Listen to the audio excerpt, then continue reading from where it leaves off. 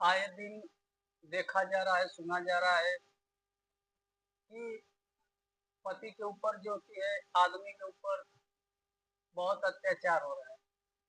कहीं पे पत्नी अपने पति को मार दे रही है, कहीं प्रेमी से मरवा दे रही है। फिलहाल में ही एक न्यूज बहुत तेजी से चल रहा था जो कि सोनम रघुवंशी और राजा रघुवंशी का था, जो कि आप लोगों ने देखा होगा। उसको हनीमून पर लेके जाती है और वहीं पे उसकी हत्या करवा देती है। ऐसे ही एक पत्नी है जो कि ये लोग तो लिखी पढ़ी थी, शिक्षित थी, लेकिन एक अनपढ़ पत्नी ने ऐसा काम किया है जिसको आप सोचकर भी सोच में पड़ जाएंगे कि एक अनपढ़ पत्नी ने ऐसा कदम कैसे उठा सकती है। तो नमस्कार, प्रणाम, हमारा चैनल में आप लोग का स्वागत है। आप लोग के बीच में जो आज की घटना मैं सुनाने जा रहा हूँ, ये सच्ची घटना महाराष्ट्र नासिक की है। महाराष्ट्र नासिक में एक तहसील लगता है जिस तहसील का नाम है सुरगावा तालुका, और वहीं पे एक गांव है मालगोंडा। मालगोंडा में दो भाई रहते थे। बड़ा भाई जो है कि यशवंत ठाकरे 45, जिसकी उम्र 45 साल थी, और छोटा भाई जो था उत्तम। दोनों भाई के बीबी का नाम था, बड़े वाले भाई का जो है यशवंत ठाकरे, उसके बीबी का नाम था प्रभावती, और छोटे वाले भाई के बीबी का नाम था मेतु। बहुत दिन से जो है कि यशवंत दिखाई नहीं दे रहे थे, तो गांव वाले पूछते थे कि यशवंत दिखाई नहीं दे रहे हैं। तो उनकी बीबी जो है कि बोलती थी कि वो गए हैं गुजरात कमाने के लिए। गुजरात में एक जगह लगता है जिस जगह का नाम है भेली मुगलसराय। वहीं पे जो है कि इसके प्रभावती का मायके रहता, वहीं पे गए हैं वो कमाने के लिए। जब 2 महीना बीतता है तो जो छोटा भाई है अपने बीबी से बोलता है कि जाकर भाभी से पूछो कि भाई भैया नहीं दिखाई दे रहे हैं, कहाँ गए। जब उसकी बीबी जाती है अपने जेठानी के पास पूछने के लिए, तो पूछती है कि आपके देवर है जो पूछे हैं कि भैया दिखाई नहीं दे रहे हैं, कहाँ गए हैं, भाभी से पूछ कर आओ। तभी प्रभावती बोलती है कि इसमें घबराने की कोई जरूरत नहीं है, आप उनसे जाकर बोल दीजिए कि वो कमाने के लिए गुजरात गए। इतना बात करते समय जो जो है कि प्रभावती जो दुपट्टा ली थी, उस दुपट्टा को अपने तन से हटाकर जो है कि एक चप्पल पड़ा हुआ था जो कि उसके पति का था, उस पर फेंकती है। ये जब दुपट्टा फेंक रही थी तब तक मीतू जो है कि देख जाती है, और देखकर वहां से रिटर्न हो जाती है। रिटर्न होकर आती है तो अपने पति से बताती है कि देखिए ना, तुम्हारे भाई भाभी जो है घर में एक चप्पल पड़ा हुआ था, उसको फेंक, अपना एक ही चप्पल था, उससे अपना दुपट्टा मुझे देखकर फेंक।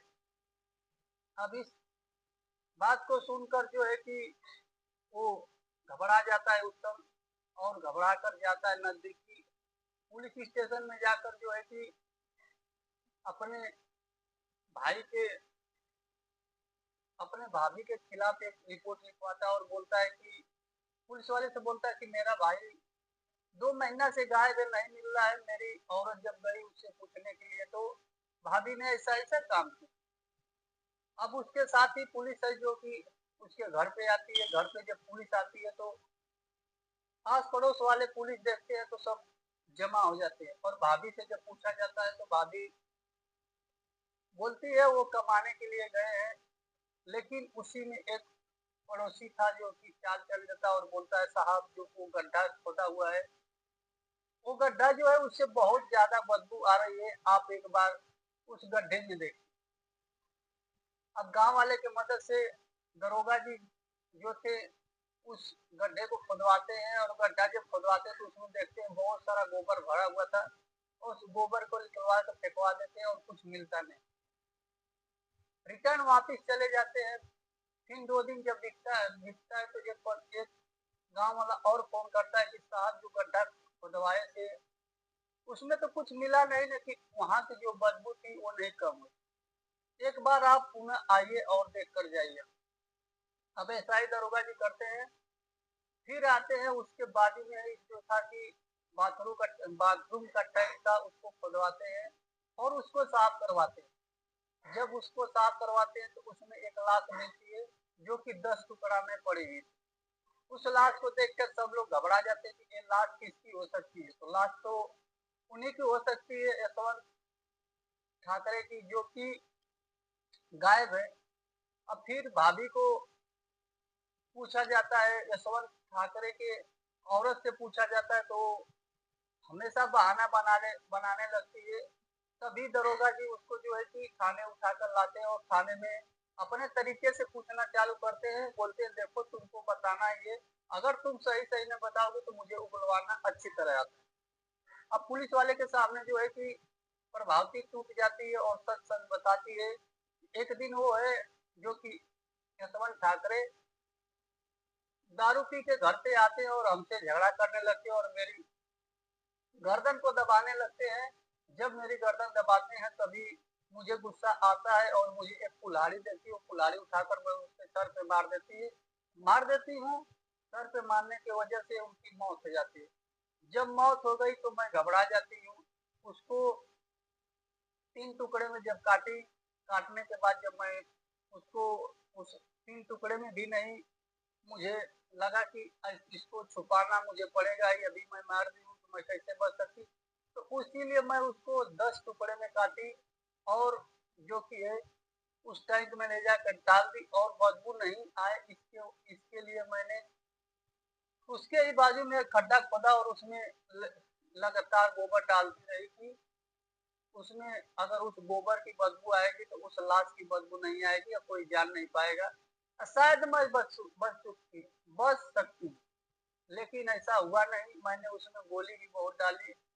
यही हकीकत है।